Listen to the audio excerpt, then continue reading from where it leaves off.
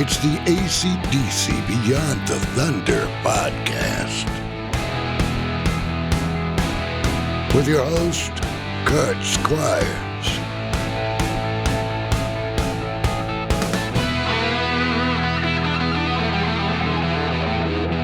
It's time to rock. Hello, fellow AC/DC zealots, and welcome to AC/DC Beyond the Thunder, a podcast which revolves around the extraordinary fans who've been influenced by this extraordinary band.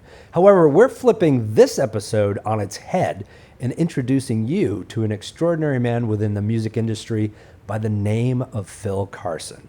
Not familiar with Phil? Well, you should be, because without Phil Carson, dare I say, there would be no AC/DC. I'm your host, Kurt Squires, and I'm here in Sherman Oaks, California, with my trusty partner, Greg Ferguson, to take you behind the scenes of the early days of AC/DC, with a man who acquired many titles over the years: musician, record exec, senior VP of Atlantic Records, record label owner. Out of curiosity, Phil, what is the current title on your business card now? Legend. Perfect. Okay, so let's take our listeners back to the beginning.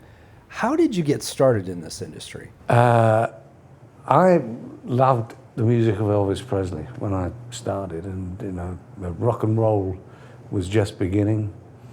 The school I was at had a little band. It was in the days of skiffle, which most people are far too young to remember. It's kind of early American style of music.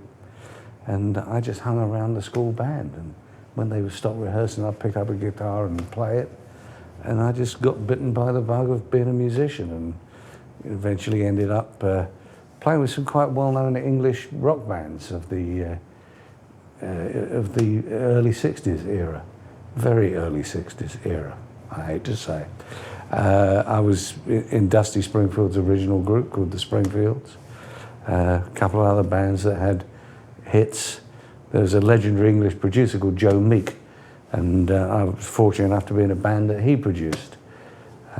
So that's what I did. I was a working musician for a little while, and eventually I went into the business side of it. I'm glad you mentioned Elvis Presley, because I wanted to ask you about the origins of rock and roll, which started, as Bon Scott claims, back in 1955. Who do you give more credit to influencing this monster band we're about to get into? Performers like Elvis, Chuck Berry, Little Richard, or their predecessors like Robert Johnson, Muddy Waters, Etta James? Or is it simply from their great British peers in bands from the 60s? All great rock music is based on American black music, all of it. That's where it comes from. And if you want to play a guitar in a rock band, you'll better know about Muddy Waters and Etta James and Elmore James and all the great players and singers that came up from the 30s on, because that's where it started. The English people, the bands like the Yardbirds, Cream, Led Zeppelin, The Who, the Rolling Stones particularly, just took that music and made it important again. And most of them, including AC/DC, know where their roots are. All the great ones know where their roots are. Angus Young is a formidable guitarist, formidable, but because he listened to those things growing up. His parents and his older brothers, they were all musicians in that family, and that's where it came from. Music was in the soul of both Malcolm and Angus, and that's one of the things that made them what they became. Angus Young once said that the reason he first embraced music was after hearing Little Richard. So how cool was it for you years later to not only join Angus Young and AC/DC on stage, but also play bass guitar to a Little Richard song? Was it Lucille? Lucille, that's right. Tell us a little bit about that. It's just a thing that, they all knew I was used to be a musician, and including Led Zeppelin. I used to play with Led Zeppelin, and particularly in the early days, they'd let me up for the encore. John Paul Jones would go and play keyboards, and I'd play his bass guitar. I'd say right now that he played better bass with his feet on the pedals of a Hammond organ than I could ever play on a bass guitar. Amazing. But it was just great to be there. I'm a big ham. I love playing music, particularly blues music. Yeah. So to be able to play with Jimmy Page or Angus Young or Mick Jones from Foreigner, all of these great bands that I was fortunate enough to be a part of in my career, and actually get out and play with them, man. I mean, that was something. You know? Speaking of Led Zeppelin, I read a quote where you were trying to convince Robert Plant to get Zeppelin to take AC/DC under its wing, maybe bring them out on the road with the Hammer of the Gods, and Robert Plant responded to something like, well, Phil, they're kind of derivative, aren't they? Yes, he did say that. I was trying to get them to, I was trying to really break AC/DC into the very big time. This was in, I guess, 1979. They were doing pretty damn well by then, by the way, but I just wanted to get them into something really big, and Zeppelin were playing Nebworth. And, you know, we had a meeting at Blake's Hotel in London. You know, I brought up AC/DC, and the rest of the band kind of liked them, really. Jimmy thought they were kind of cool, but Robert thought, oh no, they're derivative. You know, well, you know, yeah, they're derivative of rock and roll and blues music, Robert, just like you. But that was about as far as I got with that one. Fair point. So they didn't play Nebworth, but what was the best gig you were able to land for AC/DC before they'd hit their peak? When I was trying to break AC/DC in England at the beginning of their career, the most important festival in those days was the Reading Festival. Right. And the Reading Festival was an incredibly well-organised festival. It had a great backstage. All the record labels would have a tent, and the journalists had like a beer and food tent. And that's where the journalists would stay, in the beer and food tent, unless there was a reason for them to go out and watch a band. And AC/DC are way down the bill. I mean, they're in the middle of the afternoon, and nobody would care. So I came up with an idea. I thought, I'm going to start a little buzz backstage, you know, that will force people out there. And what I did, I hired 2 or 3 of Led Zeppelin's security guys. And, you know, as the bands were changing over and AC/DC's crew were getting set up, I had the security guards stop anyone getting on the stage. And they were instructed to say, no, you can't come on stage, AC/DC's going on. And who gave a fuck, you know, AC/DC, who knew them back then, really? Right, yeah. And, but this created a buzz, you know, and I was in the beer tent waiting for it to happen. Hey, fucking Australian band's going on. No one's allowed on the stage when they're on. Who the fuck do they think they are? You know, and it created this buzz, and sure enough, the journalists went out and saw AC/DC. And it was they went over great, because they are a great band, and that's one of the things that started them having some notoriety in England. But I really nearly shot myself completely in the foot with this, because the one supporter that AC/DC had in radio back then was a very innovative and influential DJ called John Peel. Mm-hmm. And he played their music, probably alone he played their music. Unfortunately, my Led Zeppelin security guys threw him off the stage as well, but he forgave me for it, so that was okay. That's an excellent story. Early guerrilla marketing. It was very early guerrilla marketing. That's so awesome. Let's go back to a phone call we shared where we discussed what may very well have been the most seminal moment in AC/DC's entire career. And listeners, if you haven't heard this story, it's one of my all-time favorites in the band's massive timeline. One that revolves around AC/DC's manager's sister? The gorgeous Coral Browning, yeah. And the wonderful part about this story is that you essentially hired AC/DC because you were simply trying to get laid? It's true. I never put it that way before. Yeah, I signed AC/DC because of TNA, that is correct. Actually, they were good players too. I mean, can you please recall that fateful day for us? Yes, okay. So I signed a band called Backstreet Crawler, which was featured Paul Kozoff, who was the guitarist of Free. And you know, in the middle of A&Ring this project, I thought there's something a little bit missing. I think it needs a keyboard, you know, to fill it out. And there was a keyboard player that played with Free, who went by the name of Rabbit. Rabbit, by the way, to this day, plays with the Who keyboard, so he's still around. He's old as me, and Pete Townsend. So, I try to track down Rabbit, and I call around the studios, and say, he's been looked after by this Australian girl. Name is Coral Browning. And I called Coral and summoned her to my office at Atlantic, and she came up. And I'll never forget Coral Browning, because she was drop dead gorgeous. I mean, she was about 25, 26 maybe. Beautiful, long, dark brown hair. Oh, sorry. She was very, very pretty girl, and I always remember what she was wearing. She was wearing one of these, it's middle of the summer, she was wearing this lovely long print dress, and she was absolutely, terrific. We make a deal for Rabbit to do some sessions with Backstreet Crawler, and at the end of it, she said in a charming Australian manner, "I hope you don't think it's unprofessional, but can I talk about another band?" Well, frankly, she could have talked about anything she wanted to at this particular point. And she put on my desk this briefcase, and I've never seen anything like it before or since. It was kind of briefcase that opened like that, and out popped a screen, and it turned out to be a back projection, a Super 8 back projection. Because these were the days before video. This was like early 1975, and there was nobody had a video in those days.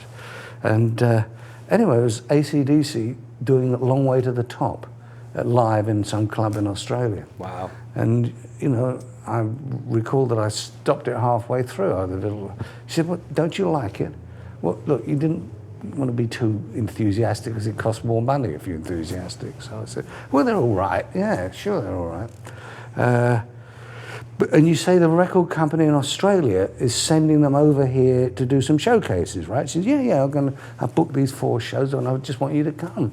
I said, well, look, why are we bothering with that? I'll tell you what I'll do. I'll sign them right now.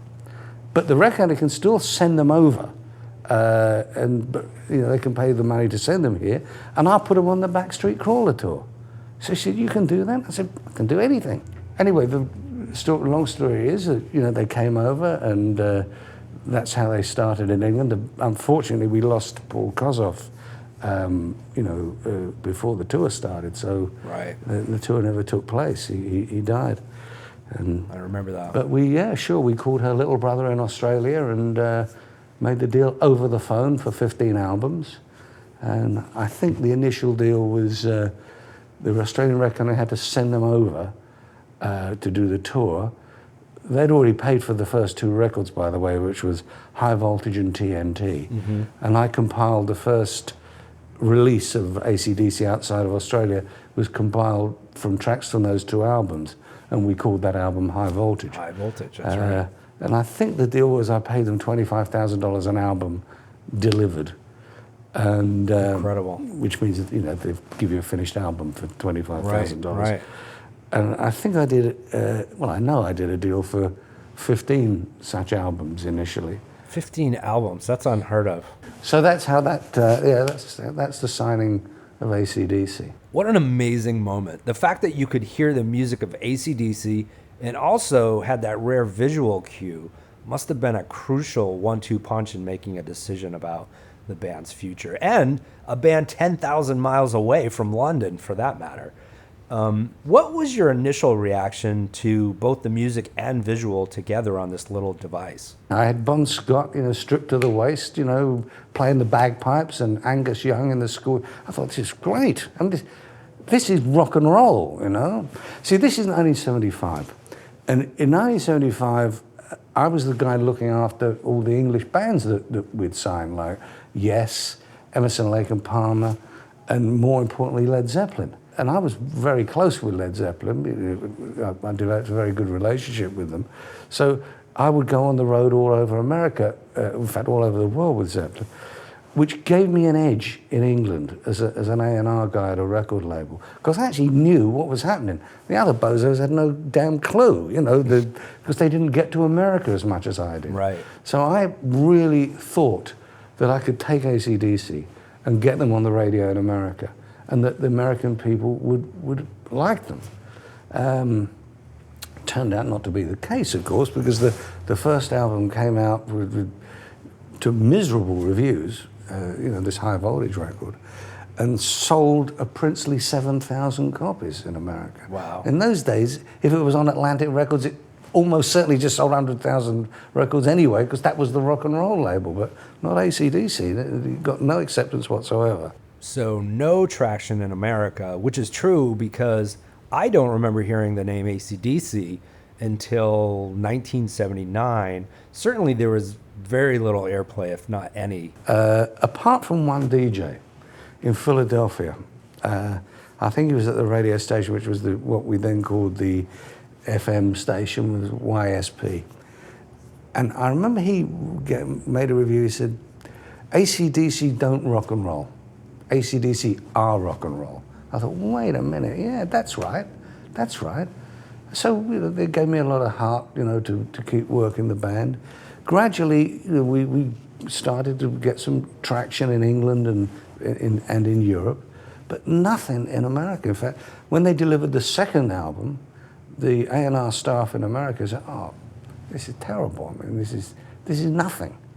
We're not going to put it out. We're going to drop the band." I said, "You actually can't drop the band because I'm telling you, I want to keep them in Europe. If you don't want to put it out in America, you don't have to. You're wrong, but you don't have to." So they didn't release that album, but nonetheless, I put it out in Europe, and it got a bit more traction. But it really wasn't until the third album that we started to really feel, a bit of a groundswell going for AC/DC.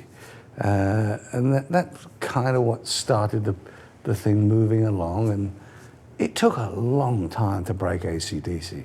So I got to ask, why were you continuing to champion this band? Not only did you give AC/DC their big break with a major record deal through Atlantic, a UK tour, then exposure in America, but now fighting for their very existence. It seems like you were the only one left who believed in AC/DC, a band hanging on by a thread right up until the end of the 70s, really. Yeah, that's true, because the thing about being in A&R, if all you do is sign bands and create the A&R process or participate in the A&R process, it's not easy. But because my job at Atlantic Records was outside of the mainstream, I was running Atlantic by that time for the rest of the world outside of America. So I was responsible not only for the A&R side of the things that I signed, but also for marketing and development and promotion of everything on Atlantic.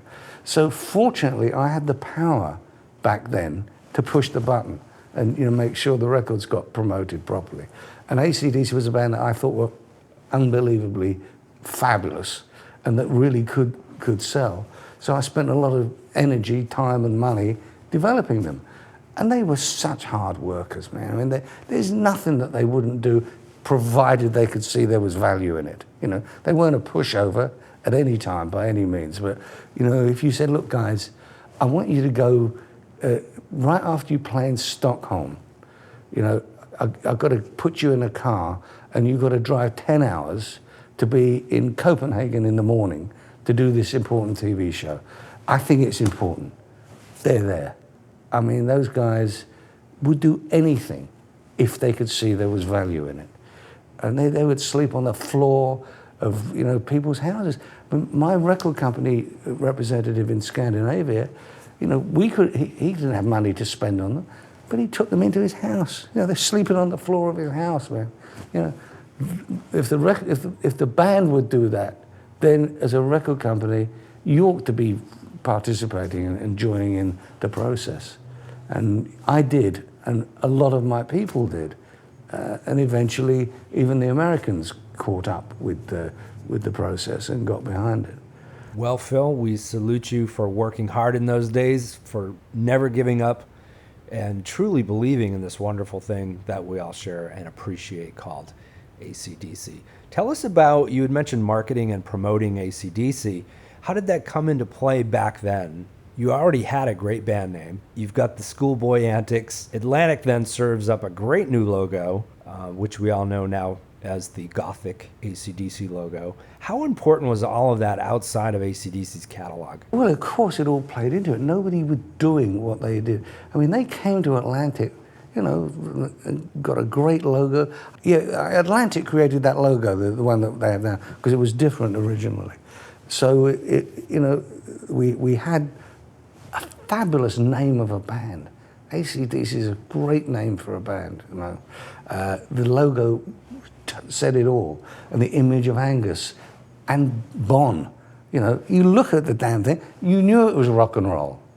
So that was extremely important, because getting their records played, particularly in Europe, was not easy.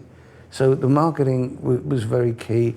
What broke them really was a tour that I put together with a British magazine called Sounds, and I had this idea of having an evening of rock music by having some of it on film. Some of the great American artists that Atlantic had, and British. I cobbled together kind of a film show.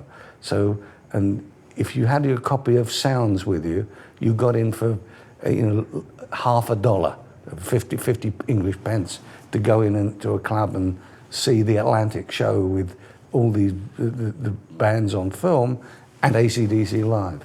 And that really was another important stepping stone in their career. I also read where you promoted an Angus schoolboy/schoolgirl dress-alike contest, did you not? Oh, we did, that's right, yeah. Yeah, we did, yes. I had all my girls in the office dress up as schoolgirls. It was a great moment for me. And it actually was soured a little by one of my promotion guys also dressing up as a schoolgirl, but they're English, what can you do?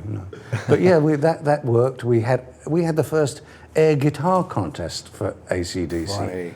years ago. That was a big thing. I remember that back in England. And all of those things worked, and they only work because the band is a great band.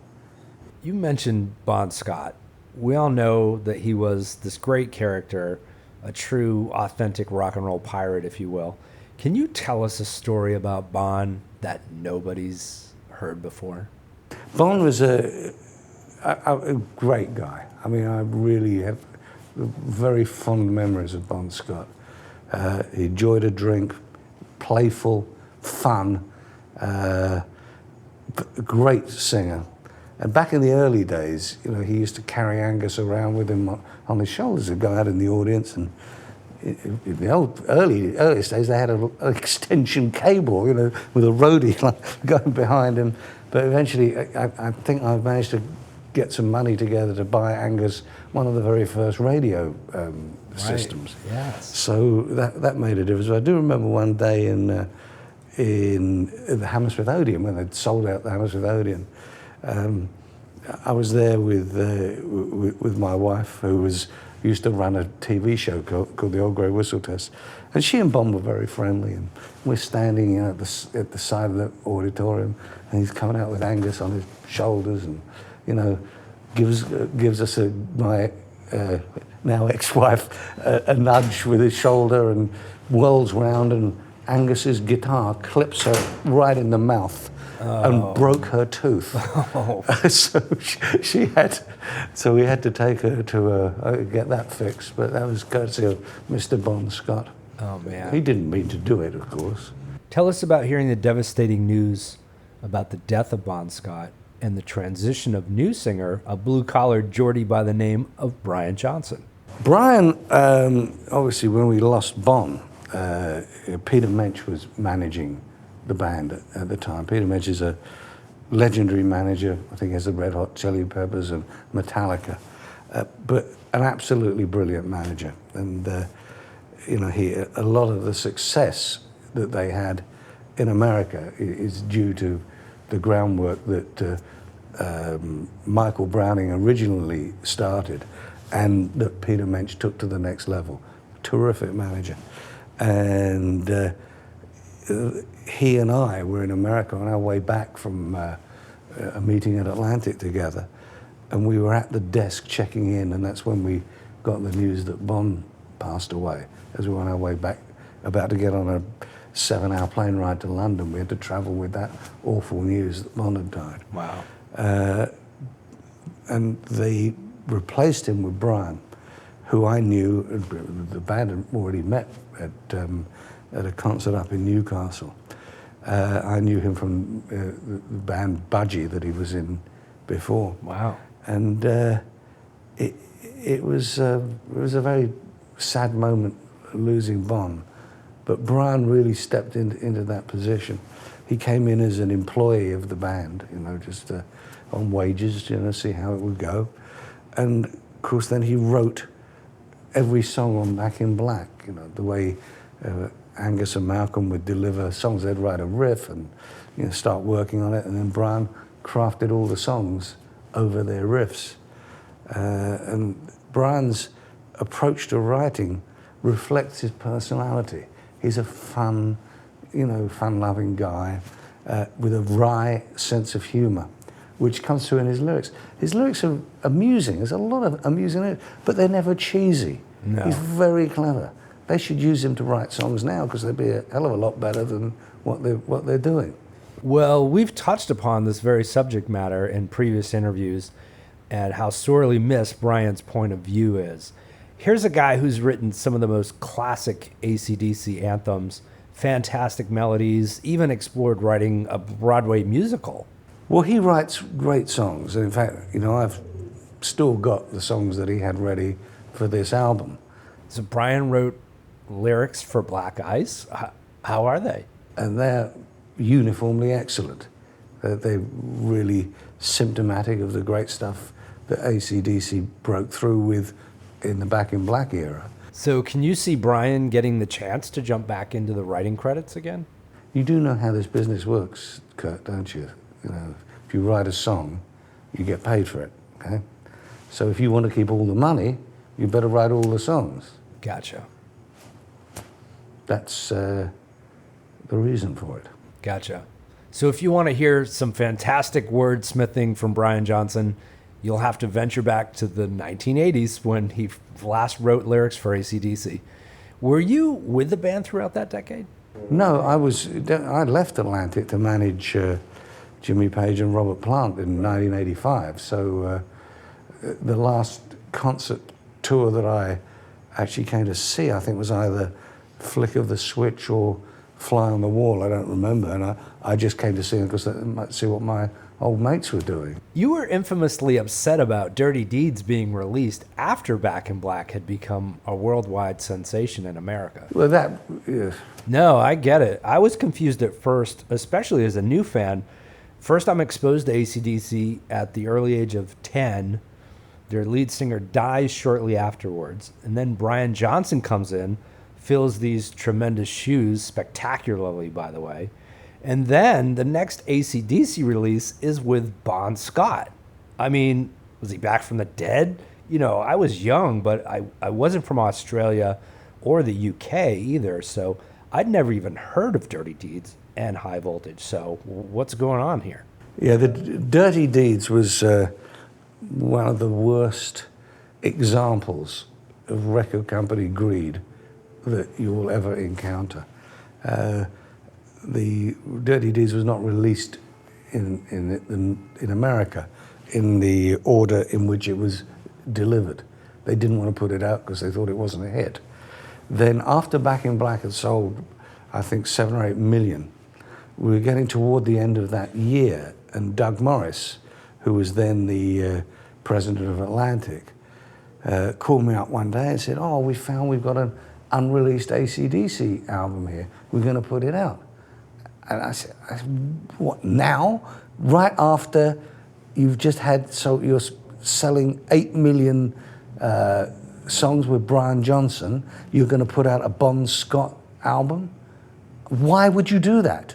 He said, well, man, we got to the end of the year and, it'll sell 2 million, and we'll all make our bonuses. I said, we'll all make our bonuses. You'll be right, it will sell 2 million, but that will be the new sales plateau of AC/DC. If you do that, they'll never sell more than 2 million records ever again in the initial wave of release. And unfortunately, I was right.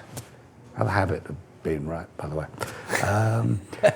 It was just a greed-driven situation. I really resigned from Atlantic over it because I thought, I'm not going to do that. Ahmed Erdogan talked me into staying. I was furious. I thought I'm still furious. I don't know why I'm still furious. Doug Morris was a complete idiot for doing that from every way you look at it, other than cash in your pocket. And that was never what Atlantic was about until he decided to make it that way. Now, of course, he's one of the most powerful men in the record business, but you can play it for him because I don't give a fuck. Oh, that was fantastic. Thank you, Phil. Sorry if that's still a pretty fresh wound. And come to think about it, it really must have been strange for Brian to have a new AC/DC album released with all Bon Scott material immediately following his debut with AC/DC. So I can only imagine what he was thinking. He's such a nice guy, he wouldn't say anything probably.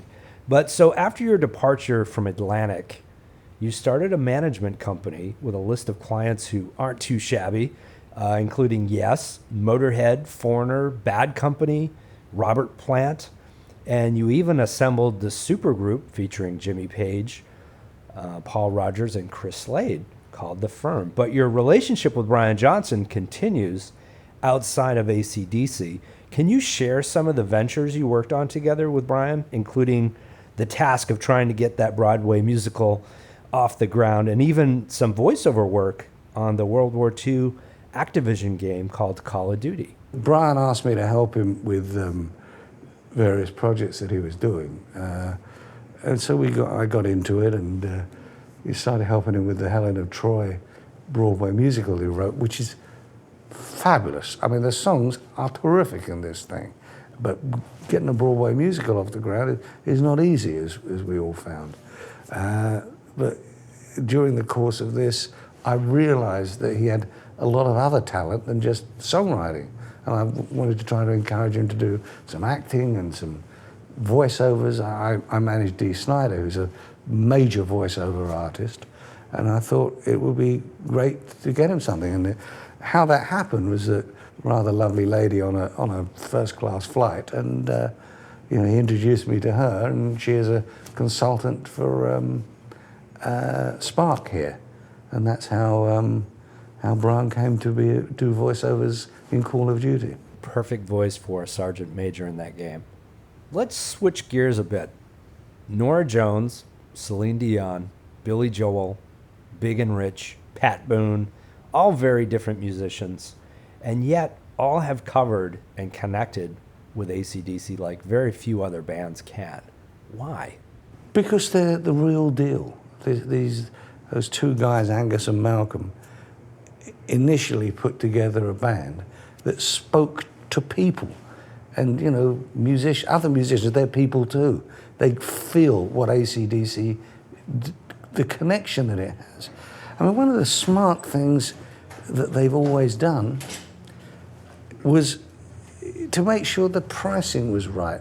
You go to an AC/DC concert, and the price is right. Even now, the tickets are not what everybody else is charging. When there'll probably never be another AC/DC tour. Everybody's getting too old for it. But, they could clean up now. They could be charging $250 a ticket, but they're not, because they want people to come and see them, and they want people to pay, $65 and get a good seat, Yeah. instead of, we're going to keep those seats for the Wall Street people who will pay $2,000 for a good seat. Right. They don't do that.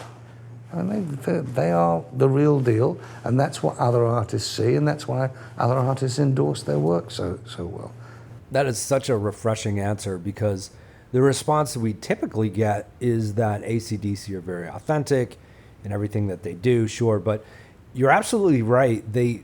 They're always kept things blue collar, middle class, and attainable in almost everything they do. And now that I'm older, that's something that I may have actually taken for granted, but you're absolutely right. So looking back, when you first signed AC/DC, could you ever have imagined that they would be selling with the likes of the Beatles and Led Zeppelin and Pink Floyd? No, I thought they would do really well. I mean, I thought that, they could be a gold album in America, AC/DC. But you've got to respect what they do. I mean, I remember reading an article, I think it was in People magazine, or an interview that Angus had given, where the woman had asked him, Angus, how is it you've been so successful? You know, you made 11 albums and they all sound the same. And he said, no, you're entirely wrong. We made 12 albums and they all sound the same. I love that quote. Because they know what they do. They know what touches the nerve, and that's it. Phil, thank you so much for opening up the AC/DC time capsule for all our listeners and indulging us with the stories told firsthand by someone who was not only there in the flesh and in the trenches with this undisputed Rock and Roll Hall of Fame band, but also someone who can take credit for saving and catapulting their monumental career.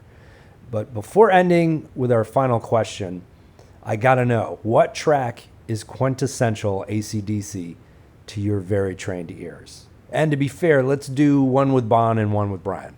Long Way to the Top. Yeah. I think is really the quintessential song of AC/DC. Yeah. And what about Brian? And I think after that, it's got to be Back in Black. And these are two of the great songs in rock and roll. I think you'd have many, many fans who couldn't agree more with you. And if you have to sum up AC/DC in one word, what would it be, Phil? Rock. That's what they are. AC/DC Beyond the Thunder theme song, Trailer Trash, written and performed by Gannon Arnold.